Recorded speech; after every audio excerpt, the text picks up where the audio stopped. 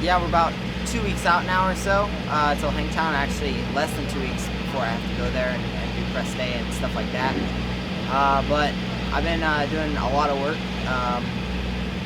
basically the whole year. Just kind of been on the pro style program. Me and my off the bike trainer Clint, and I've been staying at Robbie Rayner's. We've been working with stuff on the bike, and so it's been super good. I think I'm getting a lot stronger and a lot better, getting ready for the longer motos and stuff like that. Speed, we've been working on some sprints and stuff like that, trying to bring the speed up and stuff, but I think the main thing is just going to be the endurance for the long motos. So been working and trying to get ready, so hopefully we can come out swinging at Hangtown. Hey, what's the longest amateur moto that you've done at a race? It's at Freestone in the pro class. I think I did most of the motos there were around 17, 18 minutes, which is pretty much about halfway or just over halfway in a pro race, because they're going to do 30 plus 2. And Loretta's will do about 18 to 20 minutes usually, so that's about the longest, which it kind of sucks because I wish they would do longer sometimes so I could at least get the feel of what it's going to be like for whenever I'm going pro. But I mean, it's going to be a learning experience for sure for the first couple rounds anyway, and the whole season I'm going to be learning stuff. So just got to take it, apply it to the next weekend and learn, and hopefully we'll get some podium finishes, maybe a win, maybe top 5. I don't know. Really kind of have to see where I fit in before I start making goals. So just kind of coming hot. Hey, has it been difficult to be in Oklahoma and the rest of the team being in California and just kind of negotiate with all that you guys are doing? I mean, it's a lot of communication to not be together every day, but I mean, it doesn't seem like it's been that big of a problem. Yeah, no, it's been good. I actually like being in Oklahoma and Missouri, because that's my home is in Missouri. So I like staying there and close to home. And Rainer's is only 4 hours from my house, so we can train there Monday through Friday and then go home on the weekend and then come back Monday and do the same thing. So it's good. That's what we've been doing. My bike's working good. If we ever have any questions, call Mitch, call Bones, call my mechanic Ollie, and get some stuff sorted out. We've been not really testing that much with suspension, but that's why I flew out to California 2 weeks early, so we can kind of get some finishing touches on the bike, anything that Bones wants to try, or just any stuff that you want to throw on just to see if it's better or worse before Hangtown, with them doing these next 2 weeks. But I'm pretty happy with the bike and the way everything's been going, so I think it should be good. Hey, with having Ricky in your corner to an extent, and then having Robbie in your corner to an extent, you have 2 of the biggest guys to ever race, come out of amateurs into pros on the 125 class. Have they given you a lot of advice, or are they just kind of look, dude, don't get too caught up yet?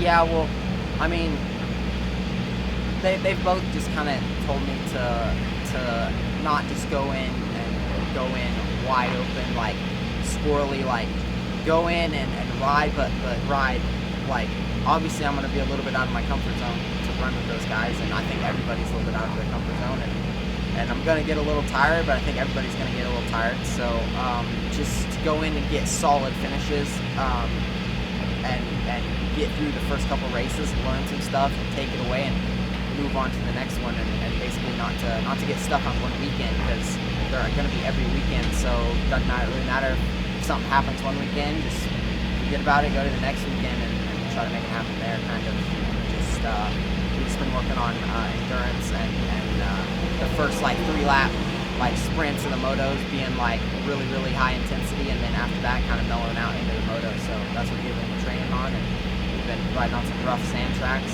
so it should be good.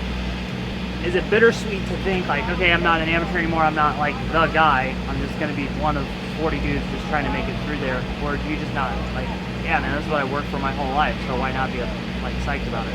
I mean, I obviously want to be at the front, running up there with those guys, and I think with a good start, that I think that I can run up there with those guys.